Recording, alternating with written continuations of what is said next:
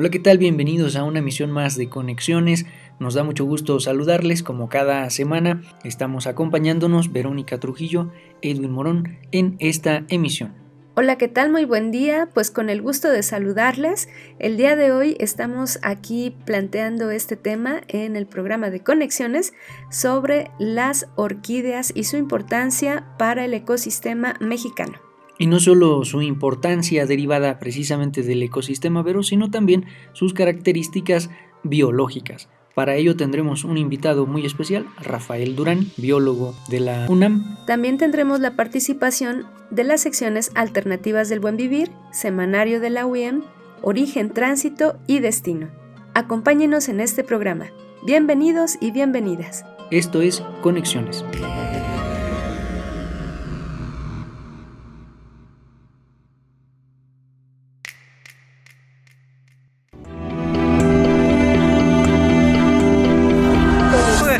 Najo Viejevi, Ximopanoltican, Chetani, Ximopanolti. Esto es Conexiones. Entretejiendo culturas y saberes.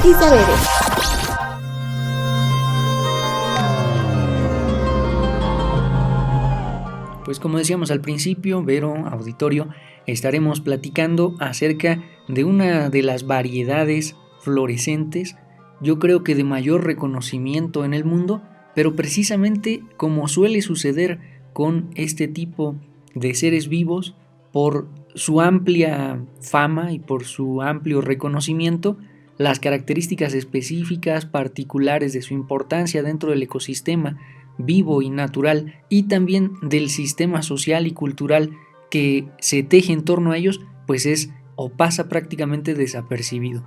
Así es, y las orquídeas, pues además de su belleza visual, también tienen particularidades bien especiales, ¿no? Como por ejemplo su olor y claro, los lugares en donde ellas crecen, donde ellas se dan por sí mismas. Entonces, el hablar de las orquídeas, al igual que hablar de alguna otra planta o ser vivo en la tierra, pues adquiere una gran relevancia, no solamente porque se trata de un ser vivo, sino también porque crea una red extensa de relaciones y que justo alrededor de él mismo o de ella misma se tejen otras vidas, se tejen también otros microecosistemas o microsistemas vivientes. Y es que este tipo de flores también resalta por la añadidura cultural que se le ha hecho en términos de lo exótico. Podemos o no estar de acuerdo en relación con la exotización de las especies, en este caso vegetales, pero sin lugar a dudas una buena parte de la fama de las orquídeas se debe precisamente a que se le ha achacado esta condición de exótica. Incluso se ha tomado como leitmotiv dentro de ciertas producciones cinematográficas para señalarlas como curas alternativas a grandes padecimientos. Yo por lo menos recuerdo 2 grandes películas en Hollywood que refieren precisamente a las orquídeas como posibilidad de tratamiento a diferentes padecimientos humanos. Entonces, esa relación con las plantas, con el mundo vivo, con la nación verde, podríamos decir, es una de las características culturales más importantes de los grupos humanos alrededor del mundo. Claro, y además de esto, en su ámbito de la medicina, no hay que olvidar que en el ámbito gastronómico, por ejemplo, la vainilla es también producida desde una orquídea. Pues estas particularidades y otras cosas más estaremos desarrollando en este programa, así que quédense con nosotros. Mientras tanto, vamos a escuchar Alternativas del Buen Vivir. No se vayan, en un momento regresamos.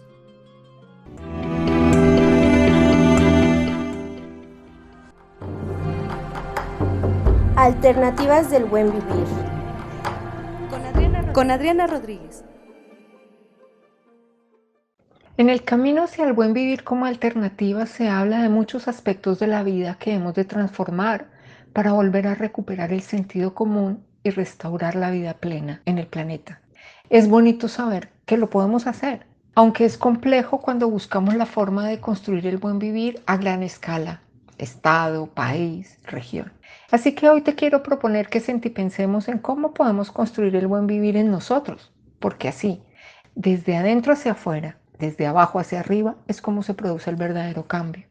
Nosotros somos el cambio, tú, yo, nosotros juntos, cada quien haciendo su parte en el espacio-tiempo que habitamos y habitándote en la totalidad que eres y somos. Si el cambio se hace desde dentro, la pregunta es, entonces, ¿cómo se hace el cambio desde dentro de nosotros? Pues bien, sencillo. Para empezar, sintiendo eso que hay dentro de ti, ese palpitar del corazón, esa respiración lenta que nos oxigena, calma, centra y nos permite sentir y pensar. Yendo a ese lugar en el que todo se detiene mientras el mundo exterior se pausa. Entramos en el silencio de la mente para conectar con el hemisferio derecho de la intuición creativa, del vacío que al ritmo de los latidos del corazón nos permiten darnos cuenta que somos parte de todo y de nada. Parece extraño hablar de llegar a la calma y al silencio, es casi una herejía apelar al silencio del pensamiento. Sin embargo, allí habita la capacidad creativa que nos puede llevar a los lugares que imaginamos, con la inspiración, respiración y corazón, para trazar los sueños que haremos realidad. Por ejemplo, el lugar que queremos habitar, un espacio limpio y armónico con la madre tierra. En la ciudad o en el campo podemos vivir en conexión con el agua, el viento, el fuego. Hay muchos nombres para esa construcción del hábitat armónico que los antiguos sentían y construían desde la intuición. En el silencio también podemos encontrar y escuchar a nuestro cuerpo tierra para resonar con los alimentos que nutren el físico y con todos los campos cuánticos que nos conforman como seres humanos. Un rico plato preparado con cariño nos da alegría, fuerza y nos puede llevar a las memorias de las abuelas, al olor del fuego de la hoguera o al humo de nuestro hogar, dándonos alimento al alma y al cuerpo, al corazón, al espíritu, como lo quieras llamar. Y además encontrar nuestro centro nos permite reconocernos como puentes entre el cielo y la tierra, con la posibilidad de definir el agua que bebemos, de decir qué calidad de agua queremos tomar, qué basura generamos y cómo nos relacionamos con los demás. Porque ahí, desde ese lugar de silencio, podemos discernir sobre nuestras relaciones, para fortalecerlas o para permitir que fluyan como el agua, ajustándonos a los ritmos de la vida en común unidad. Podemos estrechar la mano de nuestros seres amados, de la familia, de las amistades, mascotas, de compañeros de camino que a veces olvidamos abrazar, porque el implacable reloj o el ruido mental nos ocupa hasta sacarnos de la posibilidad de vivir la vida simple. La buena convivencia en cada acto, en cada gesto, desde la observación de todo lo que somos. Desde ese lugar, desde tu centro del corazón, desde el mío también, podemos construir el buen vivir. Así de simple, desde el centro que es el corazón y desde abajo que son los pies que nos llevan a donde queremos ir, en armonía con la potencia de la cabeza que cuando está libre del ruido mental es infinita en su capacidad creativa. Es el momento de liberarnos para aprender a caminar con todo lo que somos, con la fuerza que eres, que puedes, que puedo, que podemos, para volver a vivir la vida plena. Alternativas del buen vivir.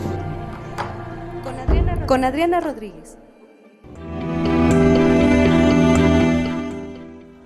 Muchas gracias por continuar en Conexiones y ya se encuentra el día de hoy con nosotros Rafael Durán Licona. Él tiene 25 años y es biólogo egresado de la Facultad de Estudios Superiores Iztacala de la UNAM. Desde su infancia tuvo interés en la botánica y en especial las orquídeas, las cuales guiaron sus estudios desde el inicio de la licenciatura.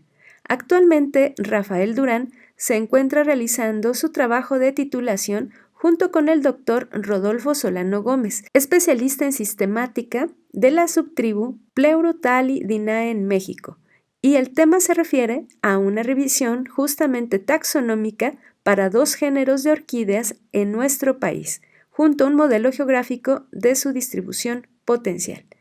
¿Qué tal, Rafael? Muchas gracias por estar en Conexiones el día de hoy. Bienvenido. Hola, les agradezco mucho esta invitación y les agradezco por presentarme junto a su auditorio. Pues como decíamos al principio, las orquídeas son una de las formas de flor más variadas y más extensas que puede haber en la naturaleza. Pero precisamente platícanos, Rafael, ¿qué son las orquídeas? ¿Cómo podemos reconocer sus características en esta variedad tan amplia que les es propia en la naturaleza. Las orquídeas son un grupo de plantas con flores muy vistosas y en algunos casos muy perfumadas, que en la actualidad conforman el tercer grupo de plantas más numeroso del planeta, solo detrás de las Asteraceae, el grupo donde se encuentran los girasoles y las margaritas, y las Fabaceae, donde se encuentran las habas y el frijol. Orquideaceae, que es la familia en la que pertenecen estas plantas, presenta hasta ahora cerca de 38.000 especies a nivel mundial, y se cree que en los trópicos 4 de cada 10 flores que encontramos puede ser una orquídea, y están emparentadas con grupos tan dispares de plantas como los agaves, las yucas y las patas de elefante, como con los lirios, narcisos y las cebollas, en un grupo mayor llamado Orden Asparagales, siendo las orquídeas el grupo más ancestral dentro de todas ellas, y cuya diversidad mayor está concentrada en el sureste asiático con Dendrobium y Bulbophyllum y en América con Epidendrum, Stelis y Lepanthes con más de 1.000 especies cada una. Rafael, sabemos que a lo largo y ancho de México, muchos son los lugares, muchos son los estados en donde se encuentran diferentes especies de orquídeas. Yo recuerdo, simplemente aquí en el Estado de México, varios municipios al sur que existen claramente pues estas familias, ¿no?, de orquídeas y demás. Pero platícanos aproximadamente cuántas especies existen en nuestro país y cuáles son las regiones más diversas en México para la producción y crecimiento de las orquídeas. Hasta finales de 2021 se reconocen 1.313 especies de orquídeas en México, pero en los últimos años este número ha aumentado entre 2 y 4 especies nuevas cada año, colocándonos entre los 10 países con más especies de orquídeas en el mundo.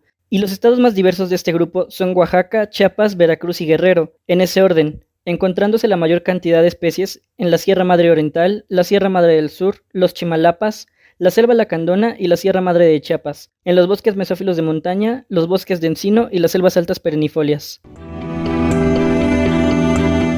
Semanario de la Universidad Intercultural del Estado de México. El acompañamiento académico del estudiante universitario intercultural implica no solo la atención al desempeño escolar, sino también la apertura hacia las disposiciones anímicas que pueden facilitar o entorpecer el tránsito universitario de los jóvenes estudiantes. En ese sentido, se han desarrollado actividades tutoriales cuya función es promover entre los jóvenes la información y acción necesarias para la vida escolar integral. En el afán de fortalecer tal acompañamiento, es que se realizan ceremonias de temazcal en la Universidad Intercultural, puesto que este ritual permite y facilita procesos reflexivos entre los participantes, desde los que se vuelve posible la atención a tales disposiciones anímicas.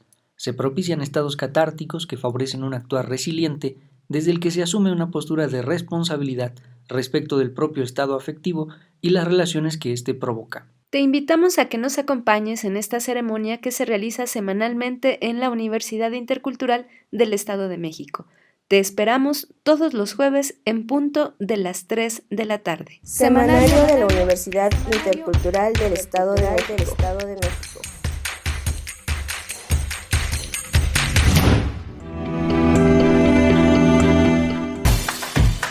La Universidad Intercultural del Estado de México cuenta con un programa de posgrado titulado Maestría en Interculturalidad para la Paz y los Conflictos Escolares. Este programa nace en 2021, con la finalidad de coadyuvar a la problemática de la violencia escolar que se vive en ambientes educativos. Dicho programa se divide en 4 semestres, con una modalidad escolarizada. Uno de sus propósitos es analizar distintas problemáticas vinculadas a los ambientes escolares y lingüísticos. De este modo se pretende contribuir a la resolución de conflictos y promover una cultura para la paz. Sus ejes formativos contemplan las teorías de la violencia, educación para la paz, perspectiva de género y derechos humanos, así como la diversidad étnica en interculturalidad. De igual manera, se abordan distintas metodologías que pueden ser aplicadas en ambientes de educación intercultural, el diseño y gestión de proyectos de investigación, así como la investigación cuantitativa y cualitativa orientadas al análisis de las violencias escolares. Otras herramientas promueven la investigación,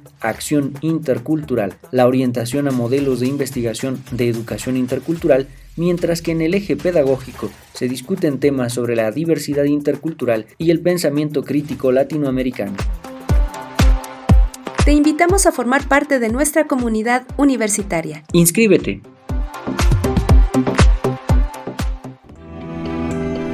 Pónganse en contacto con Conexiones al teléfono 712-123-5963. Continuamos.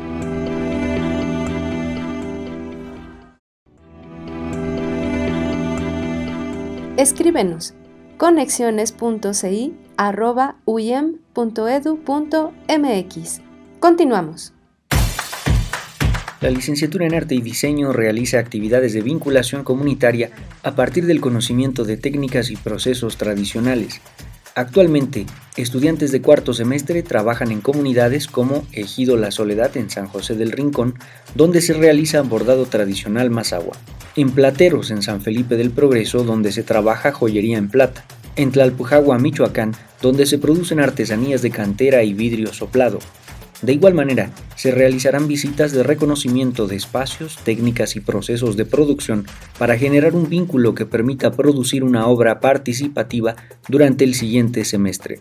Por su parte, estudiantes de sexto semestre realizan la planeación de un proyecto comunitario a partir del arte y el diseño participativo. Te invitamos a formar parte de nuestra comunidad universitaria. ¡Inscríbete!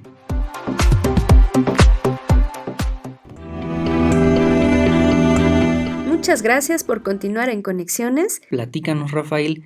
Muchas de las orquídeas sabemos también que no solo conviven pacíficamente, digamos, con el entorno que les rodea, sino que incluso hay especies que terminan alojándose en otros huéspedes y de esa manera matándolos, aprovechándose de los nutrientes que les pueden proveer esos huéspedes para poder crecer ellas mismas, por lo que podemos pensar también en su condición como una suerte de plaga o una suerte de parásito que se vale de la existencia de otras especies para poder producirse.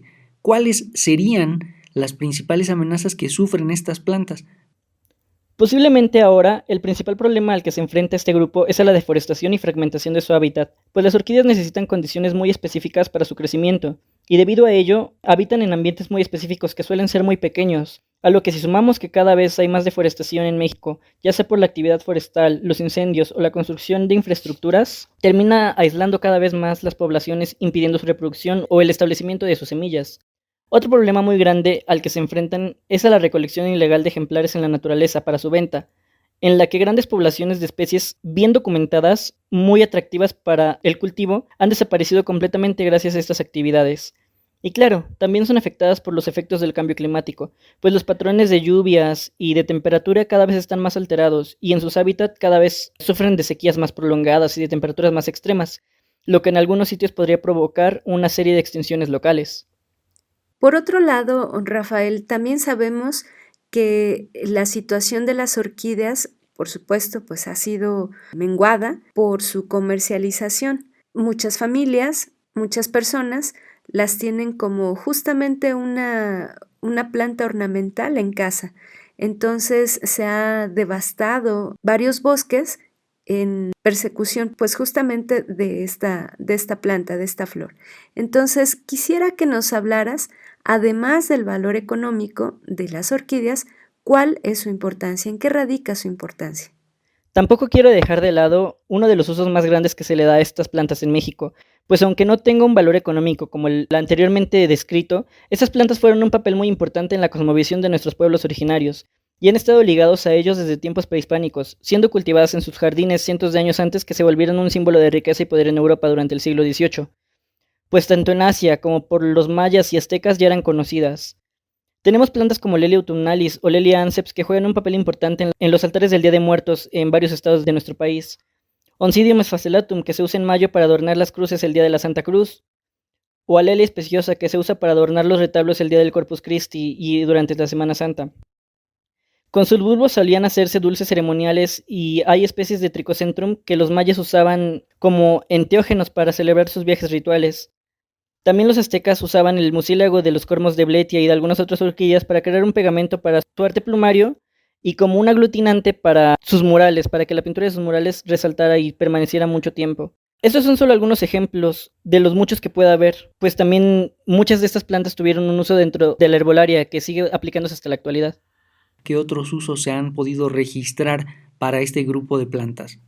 Actualmente el uso más grande que presenta este grupo de plantas es el ornato, y hay una gran cantidad de empresas en el mundo que se dedican al desarrollo de tecnologías para mejorar su reproducción y a la creación de híbridos muy llamativos o el mejoramiento genético, siendo la India, Tailandia, Países Bajos y Estados Unidos los principales productores globales. Tan solo en 2020, el mercado global en la producción de orquídeas se evaluó en $5.152 millones, y esta producción, además de estar destinada a la generación de plantas para el cultivo y para la flor de corte, también genera insumos para las industrias farmacéuticas, cosméticas y a la perfumería. Lamentablemente, esta industria deja de lado a las especies nativas, y el coleccionismo buscado por estos ejemplares es lo que conlleva su extracción ilegal. Por otro lado, la vainilla, y en especial el cultivo de Vanilla planifolia y de Vanilla pompona, es una de las industrias que produce grandes cantidades de dinero cada año a nivel mundial, siendo en 2021 una cantidad de $453,000 tan solo en México. Veracruz es el principal productor nacional, con una producción de 562 toneladas anuales, correspondiendo aproximadamente al 1% global, aunque los principales productores globales en 2020 fueron Madagascar, seguido de Indonesia y Alemania, produciendo 565 millones, 73 millones y 52 millones de dólares respectivamente, siendo la segunda especie vegetal más cara en el mundo, detrás del azafrán, y en la que un kilo de vainilla mexicana de la mejor calidad puede costar alrededor de 12,000 pesos. Ya hemos abordado el tema del valor decorativo, el valor estético, por decirle de alguna manera, de las orquídeas, y que sin lugar a dudas es parte de este esquema de exotismo que les rodea y que le provee también de su valor económico. Esto es Conexiones. Semanario de la Universidad Intercultural del Estado de México.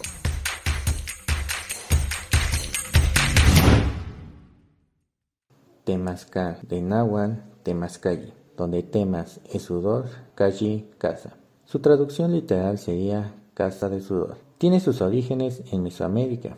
Representaba el interior de la tierra y era un lugar de tránsito entre el mundo de los vivos y el inframundo.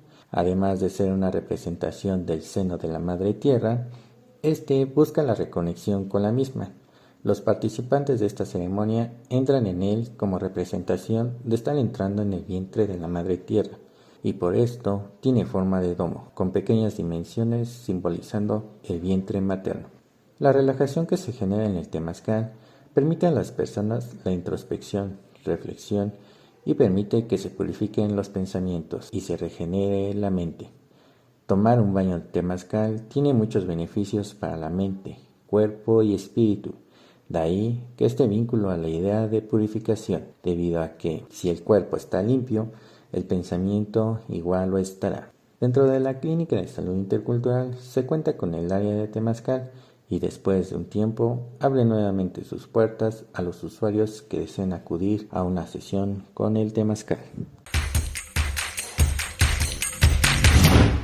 El día 29 de junio dio inicio el segundo Congreso de Género e Interculturalidad, titulado Aproximaciones desde el arte y la cultura, llevado a cabo por los cuerpos académicos, estudios interdisciplinarios sobre artes escénicas, visuales y literarias, poética, género y cultura, de la Universidad Autónoma del Estado de México, y estudios de comunicación en comunidades interculturales, de la Universidad Intercultural del Estado de México. Este congreso se llevará a cabo del 29 de junio al 1 de julio. Entre las conferencias se encuentra Migraciones, Género e Interculturalidad, el desafío de la inclusión, por la doctora Norma Vaca Tavira. La conferencia sobre cine documental e intercultural por el maestro Manuel Turley, al igual que Cuerpo, Comunicación y Emociones por la doctora Marta Rizzo. La primera mesa girará en torno al tema de violencia de género, como segunda mesa Mujer en el espacio público e iniciativas de las mujeres en defensa de sus derechos. Como tercera mesa Género e Interculturalidad y como última Estudios de género, masculinidad en el arte, cine, danza, etc. Como paneles se encuentra estudiantes LGBTIQ+, en el espacio universitario, experiencias disidentes y el panel Género, Arte e Interculturalidad, imaginando rutas posibles. Semanario de la Universidad Intercultural del Estado de México.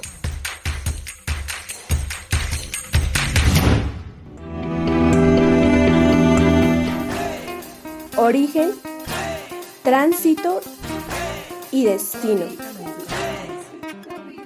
Por Joel Pedraza. Hola Vero, hola Edwin, muchas gracias de nuevo por el espacio en Conexiones. Traigo, como es costumbre, datos estadísticos y migratorios y de movilidad, mejor dicho, sobre algunas entidades federativas de México. En este caso, voy a hablarles del estado de Quintana Roo, estado ubicado en la península de Yucatán, al sureste de México, y veremos un poco cómo se refleja el principio histórico del intento de insurrección e independencia de la península posterior a la colonia, cómo este anclaje histórico deriva un poco en el tipo de movilidad que tiene este estado. Quintana Roo, a últimas fechas, en las últimas décadas, se puede considerar como uno de los principales estados de recepción de población debido al todo el auge turístico que ha venido explotándose. Es un estado con muchos recursos naturales, con muchas playas y con mucha infraestructura y mucho recurso natural para ser explotado. Entonces, por lo mismo es que es relativamente atractivo para muchos tipos de personas. Bueno, empezando un poco ya con los números, en el censo del INEGI del 2020, Quintana Roo registra una población de casi 2 millones de habitantes, 1.858 mil habitantes, una población que ha ido en crecimiento de manera, no sé si exponencial, pero sí de manera muy fuerte, y tal vez es de los estados que más ha crecido poblacionalmente hablando, junto con Colima, Jalisco, Querétaro y Baja California. Tenemos un crecimiento relativamente poco en cuanto a los residentes de la entidad 5 años antes del 2018 al 2014, es decir, en el 2014 había alrededor de 1.696.000 habitantes y en el 2018 1.666.000 habitantes. Es decir, la tasa de residentes en los últimos 5 años en la entidad descendió 0.5%, entonces algo así como 30.000 habitantes, muy poco en cuanto al tiempo de llegada de los migrantes, pero eso hace pensar que efectivamente entonces la migración en Quintana Roo o la población en Quintana Roo se frenó un poco desde hace 5 a 8 años, de 5 a 8 años, pero sigue creciendo, sigue a menor ritmo, pero ya se está asentando ese tipo de población. Tiene un saldo neto migratorio del 5.2%, es decir, 96.000 habitantes nuevos de llegada en comparación al censo anterior, que ya se refleja ahí un número mucho más amplio que el que les mencionaba de hace 5 años. Entonces, la diferencia de 66.000 habitantes en la primera mitad de los últimos 10 años es casi el triple de los recibidos en los últimos 4 o 5 años. Entonces, eso habla de un decremento en la migración, pero no necesariamente un decremento en la población total. Entonces, esa es una de las causas de Quintana Roo. Quintana Roo no presenta necesariamente una migración flotante de migrantes, casi siempre vienen de Centro y Sudamérica, principalmente de Centroamérica, del triángulo formado por los países de El Salvador, Nicaragua y Honduras, Guatemala y también inclusive, pero sí tienen una población flotante de turismo, al igual que Baja California Sur y Baja California Norte. Bueno, Baja California tiene una población flotante de turismo norteamericano o extranjero, principalmente norteamericano, de personas ya retiradas que vienen a descansar a toda la zona, lo que es la zona hotelera, la zona dorada y todas las playas del Caribe. Tiene una población,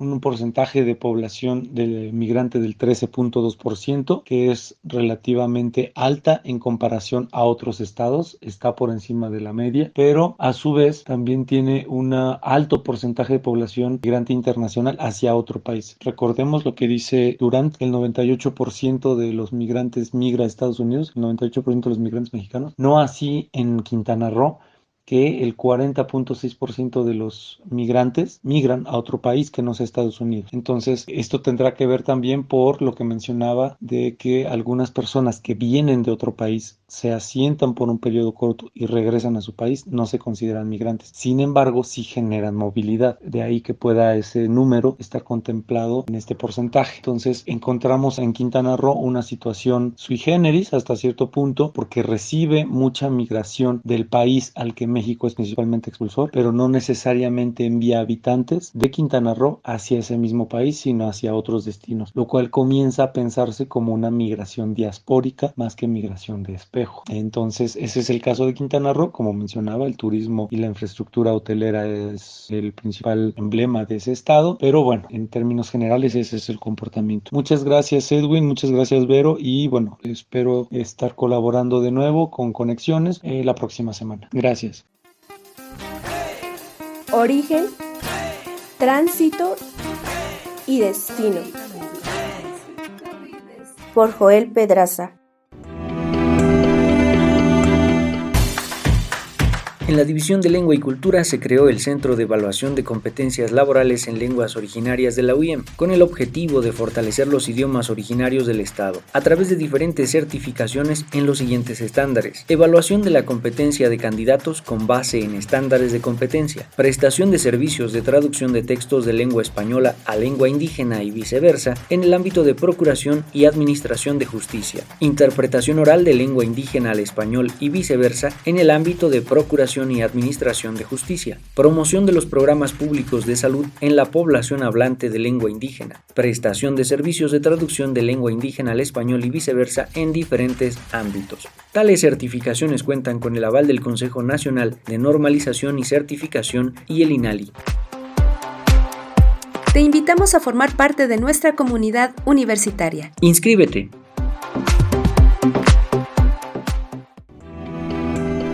Pónganse en contacto con Conexiones al teléfono 712-123-5963. Continuamos.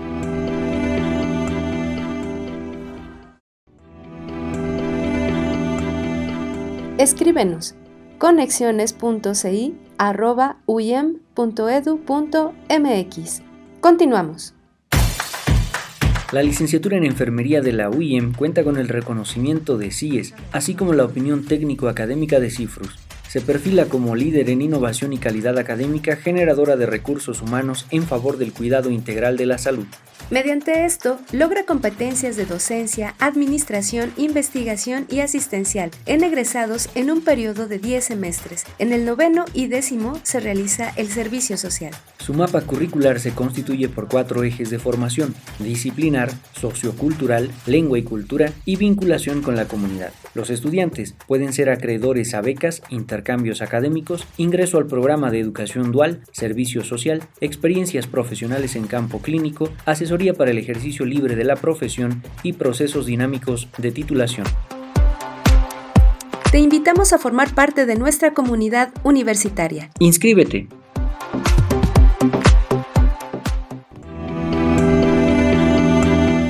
Muchas gracias por continuar en Conexiones. Ya nos has hablado también acerca de la distribución geográfica de estas flores en el país. Sin embargo, quisiéramos saber cuántas especies existen en el Estado de México de manera concreta y cuáles también serían las más representativas. Hasta el listado de las plantas vasculares mexicanas de Villaseñor en 2016, que es el listado más completo y actualizado de las especies que habitan en México, se registran para el Estado de México un total de 244 especies de orquídeas, correspondiendo al 18.58% del total nacional. Y quizá las especies más representativas de nuestro territorio sean Barkeria uniflora, Catasetum laminatum, Clogüesia tilacioquila, Cuitlaucina péndula, que a esta particularmente recibe el nombre en esta región de chorritos o cola de borrego, Cypripedium mirapeanum, conocido como pichohuaxtle, Cirtopodium macrobulbum, que es la caña de jabalí, Encicla dinocaula, conocida como trompillos, Epidendrum parkinsonianum, que también se conoce como garza real o pata de garza, Guarianta aurantiaca, que se conoce como lirio de mayo, Lelia autumnalis, que también tiene varios nombres comunes como calaverita, dieguitos, flor de las ánimas o aguasúchitl, Lelia especiosa, que se conoce como flor de mayo, lirio o itzamacua, Mormodes aromática, Oncidium tigrinum, que es la flor de muertos también, Prostequia citrina, que se conoce como limoncitos o azucena amarilla, o araracua también, la Prostequia michoacana, que se conoce como camote de agua, Rincosteleaptera, Rincostele cervantesi, que también se conoce como gallinitas, mariposa blanca o tigrillo, Roseoglossum insleayi, que es una de las más grandes también y se conoce como cola de pavo o flor de tigre. También tenemos Sobralia galeoteana, conocida como candelaria o flor de hundía, Stanhope hernandesi, que son los toritos o la flor de serpiente, también se conoce como Coatzontecomazóchitl por algunas comunidades indígenas. Tenemos Pleurotalis quadrífida, Stelis vilosa, Trichocentrum brachyphyllum, conocida como cebolletas o colas de rata, y Trichocentrum pachyphyllum, como orejas de burro. El mundo vegetal, el mundo animal, el mundo biológico es sin lugar a dudas uno de los escenarios más apasionantes para la ciencia en nuestros días. En ese sentido, ¿cuáles son las líneas de investigación en torno a las orquídeas que se han podido desarrollar a lo largo de estos años, dada su variedad, dada su diversidad, dada su amplia extensión y sus diferentes también características de crecimiento y sus características taxonómicas. Platícanos acerca de ello. Con los avances que se han alcanzado en esta rama de la botánica en los últimos 20 años, se han desarrollado grandes áreas de investigación que abarcan cualquier tema que puedan imaginar. Anatomía y histología para conocer cómo funcionan sus organismos. Bioquímica celular, que nos ayuda a saber qué rutas metabólicas producen algunas funciones o algunos metabolitos importantes. Morfofisiología comparada para analizar las diferencias entre especies y saber por qué funcionan diferente. Sistemática, evolución y taxonomía para conocer cuántas y cuáles especies tenemos, qué las vuelve diferentes y cómo han llegado hasta ese punto en su historia evolutiva. Biogeografía, para entender qué procesos históricos en la Tierra han llevado a que este grupo de plantas sea tan diverso y comprender cómo la historia de la Tierra ha influenciado en la evolución del ambiente para que ellas se establezcan. Ecología de comunidades vegetales y florística, para conocer qué especies habitan, en qué lugares y cómo se relacionan en su ambiente con el resto de los organismos y entre diferentes ambientes también. Ecología de interacciones simbióticas, para analizar las relaciones más fuertes que tienen estas plantas dentro de su hábitat, como las micorrizas en sus raíces, el árbol en el que se adhieren o los animales que interactúan más con ellas. La ecología de la polinización, que es un área de la que no se sabe mucho en realidad dentro de estas plantas, pero que muchas de las especies tienen una especificidad para sus polinizadores y no se conocen los mecanismos de atracción que éstas tienen. Enfermedades en las orquídeas y control de plagas, que con el auge del cultivo debe realizarse para mejorar los mecanismos de regulación y no contaminar tanto con los residuos que esta industria deja. También tenemos el mejoramiento genético y la horticultura, para desarrollar flores más llamativas para el comercio y la producción en masa de organismos. Dentro de ella también el desarrollo de nuevas tecnologías para el cultivo in vitro, para optimizar la producción. También tenemos proyectos en conservación ex situ y restauración ambiental, para el mantenimiento de colecciones científicas en jardines botánicos o en vivarios y junto a proyectos de conservación y reintroducción de especies nativas. Manejo de recursos y comercio ilegal, para generar planes para el uso sostenible de estos organismos salvajes y regular su comercio ilegal también. La legislación ambiental, que nos permite desarrollar leyes que promuevan su conservación, por ejemplo. Es claro que hablar del mundo es más casi que del universo de una planta en particular, nos introduce a un espacio pues lleno de interrogantes y de cosas que pueden ser por supuesto desconocidas para la mayor parte de la población. Entonces, en este sentido, ¿cuáles son las características de estudio más relevantes o más constantes alrededor de las orquídeas? Reconocer que es una orquídea es una tarea compleja, pero no imposible, pues se trata de un grupo muy diverso morfológicamente y cuya fisionomía responde a sus hábitos de crecimiento y a sus condiciones ecológicas, por lo que podemos encontrar plantas terrestres con cormos subterráneos y hojas plegadas como en el género Bletia, o con plantas con raíces carnosas y tuberosas como con hojas en abanico como en Paphiopedilum o con hojas en roseta como en Ludicia, pero también hay plantas con tallos en forma de caña como las Sobralias.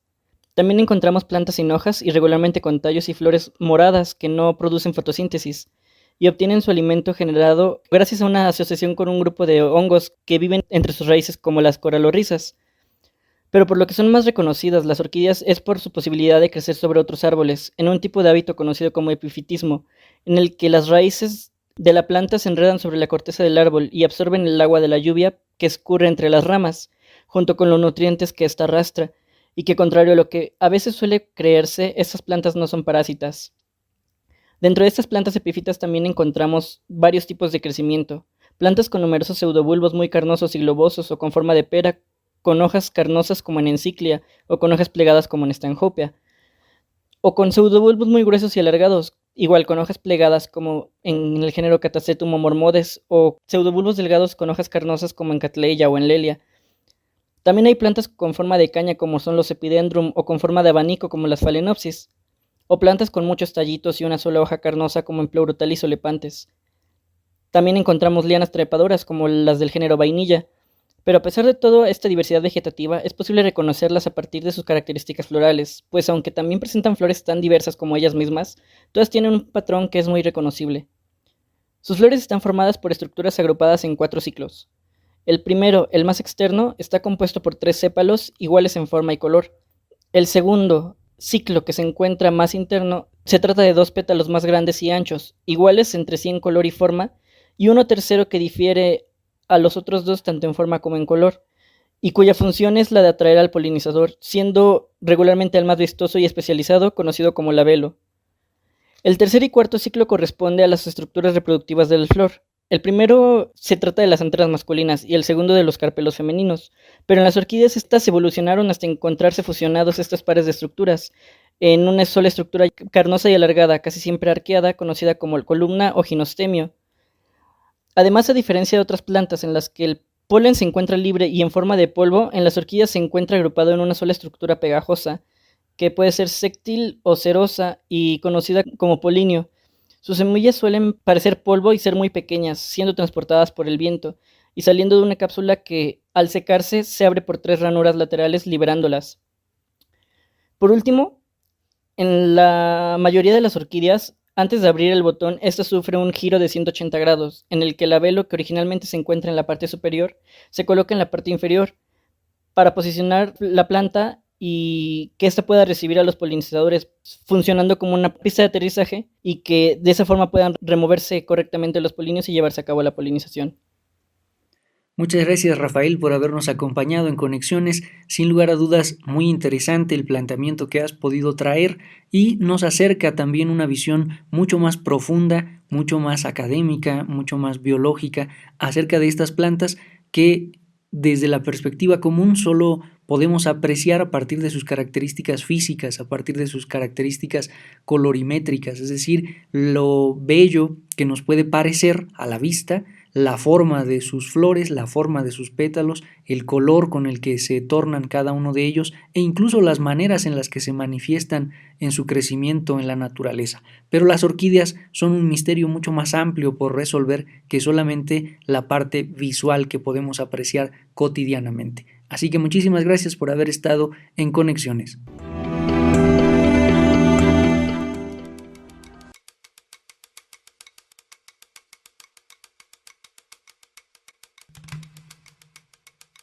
Voces y visiones.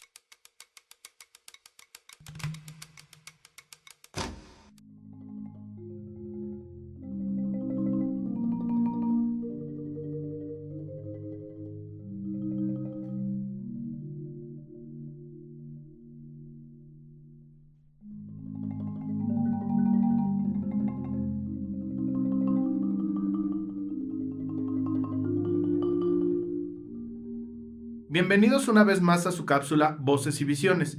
¿Sabían ustedes que México cuenta con 68 lenguas indígenas? Sí. De hecho, se estima que más de 7 millones de mexicanos y mexicanas hablan alguna lengua indígena. Desafortunadamente, la población hablante de alguna lengua indígena registra una mayor tasa de analfabetismo y un menor nivel de escolaridad. En ese sentido, ¿qué pasa con los estudiantes indígenas? ¿A qué problemáticas se enfrentan? Si quieren saber más sobre las experiencias de los estudiantes indígenas y específicamente sobre los estudiantes indígenas universitarios, quédense con nosotros.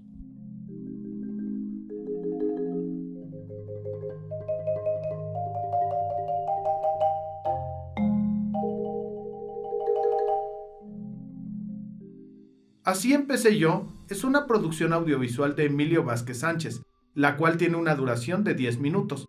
En esta producción podemos ver cómo se cuenta la lucha que llevan los estudiantes universitarios indígenas para convertirse en profesionistas. Este documental también narra cómo los pobladores indígenas se ven forzados a moverse hacia zonas urbanas en busca de mejores oportunidades, como es el caso de nuestros protagonistas, Victoria Mancinas y Luis Palmas, ambos jóvenes exuniversitarios originarios de comunidades tarahumaras. El contraste entre lo rural y lo urbano se presenta desde el primer instante, pues según lo narran estos jóvenes, no había punto de comparación entre sus comunidades y la urbe, pues incluso el simple hecho de adaptarse al transporte y el bullicio de la ciudad fue todo un reto para ellos. En este audiovisual se muestra cómo la población más joven se rehúsa a continuar con costumbres y tradiciones originarias como son la danza, la lengua y el uso de la vestimenta tradicional, por temor a ser discriminados. Depresión, ansiedad y pérdida de interés por los estudios son solo algunas de las consecuencias de la discriminación que sufren dichos jóvenes, pero no les contamos más para que ustedes puedan ver dicha producción y así generen su propio punto de vista al respecto.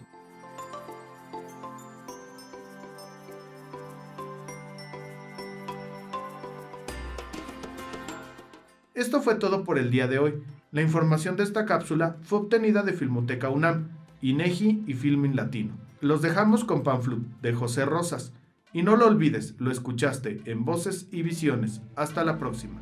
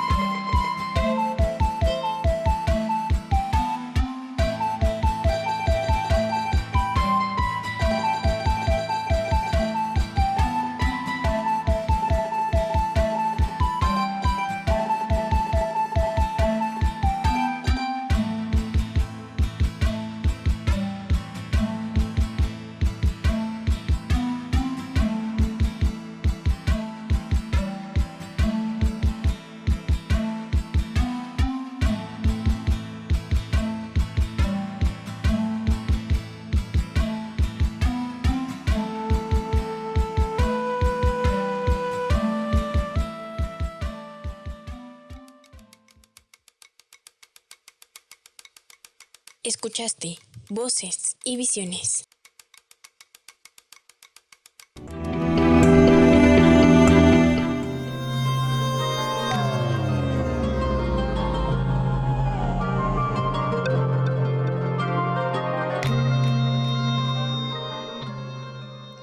Bien, pues esperamos que este tema haya sido de su interés.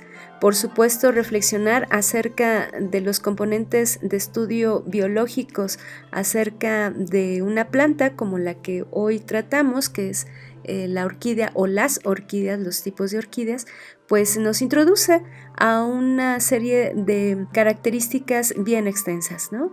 Preguntarnos, por ejemplo, acerca de sus condiciones culturales, pero no solamente culturales, ya anunciábamos, sino también gastronómicas, como era el caso de la vainilla justamente, ¿no? Una orquídea que necesita también la mano humana en el día de hoy para poderse reproducir, y que este proceso es extenso, es bastante extenso y complicado. Tiene que ver incluso con el manejo pues preciso en ciertos tiempos del día, en ciertos tiempos del año.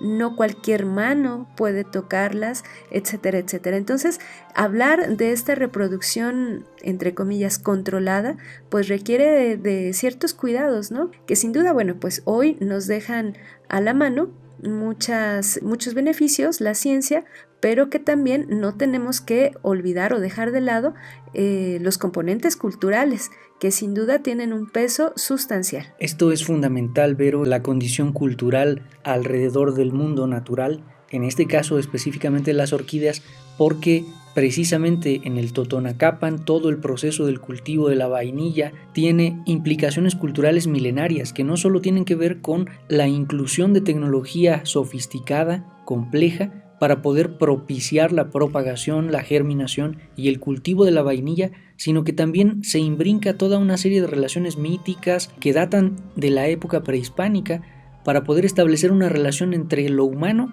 y lo natural con esta planta, con esta orquídea específicamente. Esta relación entre lo cultural y lo biológico, como decíamos al principio, se puede notar no solo en la vida empírica, que es definitivamente el escenario más interesante en el que podemos evidenciarlo, sino también en diferentes experiencias cinematográficas, ¿no? Decíamos que alrededor del crecimiento de las orquídeas y sus potencias médicas reales o ficticias, pues se ha generado una gran producción cinematográfica. Pues muchísimas gracias por habernos acompañado. Podemos seguir hablando sobre este tema de manera amplia, pero lo más importante, considero, es que puedan voltear al jardín, voltear al bosque, voltear al entorno que les rodea y admirar la naturaleza en su estado óptimo, en su estado integral, y no valorarla únicamente por la condición estética y la condición momentánea de placer que nos puede brindar. Es decir, hay que tener más conciencia sobre la extracción de la que somos parte respecto de las especies naturales, como las orquídeas. Así es, también partir de la sugerencia de visitar estos espacios, los bosques, en donde se puedan encontrar este tipo de flores, pero con el debido cuidado y respeto, es decir, no sacándolas de su hábitat para solo tenerlas en casa, sino más bien admirarlas desde su estado, desde su entorno propio, particular, su entorno de vida. Este respeto al entorno propio, al entorno del otro, es uno de los valores fundamentales de la interculturalidad, y desde ese respeto, desde esa contemplación de este otro, que en este caso es una planta, en su propio ser, en su propio habitar, es que podemos acercarnos a un proceso de relación intercultural, una relación hospitalaria, podríamos decir desde esta perspectiva. Pues agradecemos mucho su compañía, su atención, y en esta ocasión agradecemos la colaboración en la edición de Ciro González Telles y en la producción Verónica Trujillo, Daniel Vallejo y Edwin Morón. Tlazocamati, Huelmillac, Pampaticaqui, Totlactol. Esto ha sido Conexiones. Nos escuchamos en la siguiente emisión. Tlazocamati Octeipa.